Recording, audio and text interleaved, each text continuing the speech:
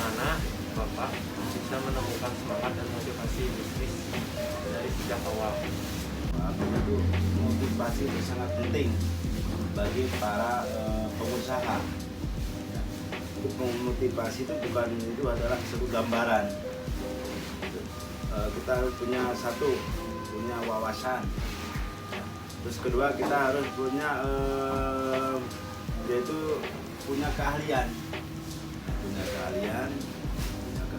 wawasan, dan yang penting itu punya wawasan bukan dari kantor aja, tapi harus punya wawasan di bidang lapang, ya, di bidang lapang maupun di bidang kantor. Nah, untuk motivasi saya yaitu karena ada kesemangatan, bagaimana cara saya harus bisa untuk mencapai cita-cita. Itu kuncinya, itu adalah semangat dan punya keahlian, punya wawasan. Yang penting kita harus punya pengalaman. Selanjutnya, bagaimana Bapak bisa mengenali peluang dan menghasilkan ide dalam bisnis ini? Ya, begini ya, kalau kita bicara tentang peluang, itu semuanya orang punya peluang. Cuma semuanya punya ide atau punya gagasan. Nah, maka yang perlu kita ketahui di sini adalah kita harus punya keyakinan. Pertama punya keyakinan, dan yang kedua kita harus punya visi kemampuan. Terus ketiga punya kemauan. Nah, udah punya kemauan, yang ketiga ada dukungan.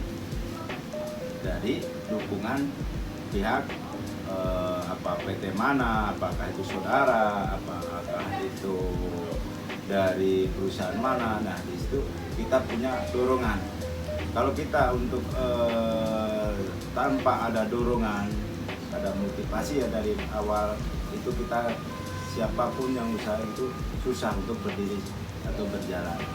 Karena untuk di sini untuk peluang di sini kita harus punya, yaitu tadi keyakinan dan benar-benar kita harus mampu. Apakah saya ini mampu nggak? Nah, itu kita harus yakin. Yang penting kita harus ada dukungan dari kanan kiri kita. Oke, selanjutnya bagaimana Bapak menganalisis kelayakan bisnis di bidang pangan ini? Kelayakan di sini kita punya keyakinan tadi ya, ya, kita harus punya keyakinan dan kita harus punya potensi. Nah, di sini yang disebut kelayakan itu harus siap untuk berani bersaing dengan pasar. Kelayakan itu harus layak untuk dimakan dan layak harus diminum gitu. Jadi bukan untuk dalam artian tidak, istilah halal itu tidak menghalalkan sendiri, itu benar-benar halal gitu.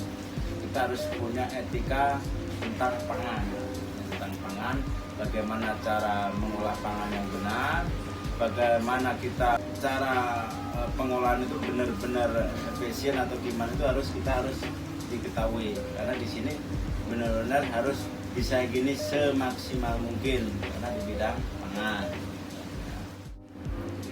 Kalau boleh tahu nih Pak, bagaimana Bapak melihat para kompetitor dan juga cara menyikapi strategi dari kompetitor itu sendiri? Ya, terima kasih. Jadi begini, untuk para pesaing itu justru menjadi motivasi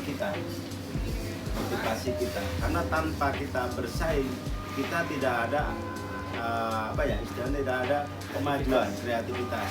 Nah, disitulah pentingnya itu para pesaing. Nah, makanya kita harus benar-benar yaitu menjaga kualitas dan kuantitas untuk produk yang kita miliki. Nah, itu aja. Kalau boleh tahu Pak, produk pangan Bapak ini punya sesuatu yang dipatenkan nggak? Contohnya seperti nama kah, atau misalkan sertifikat dari lembaga-lembaga tertentu berupa penghargaan atau yang lainnya. Untuk hak paten di sini itu sangat berperan penting sekali. Nah, bahkan itu karena hak paten itu kalau dilanggar itu hukumannya sangat besar. Ya. Jadi contohnya gini, kita nggak ada suatu produk yang menyamai produk kita, gitu ya. Ada PD Sinar Terang misalnya ya. Nah di situ ada belum punya hak paten, itu menyerupai sama PD Sinar Terang, tapi itu belum punya hak paten atau punya logo, itu bisa dituntut. Makanya hak paten sangat penting sekali, karena jangan sampai ada salah satu pengusaha yang ilegal.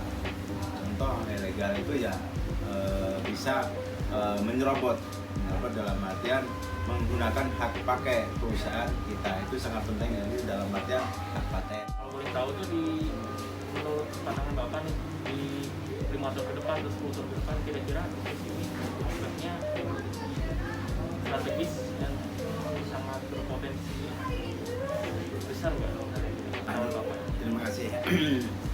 Jadi di sini kita itu emang betul-betul harus punya impian, punya masa depan.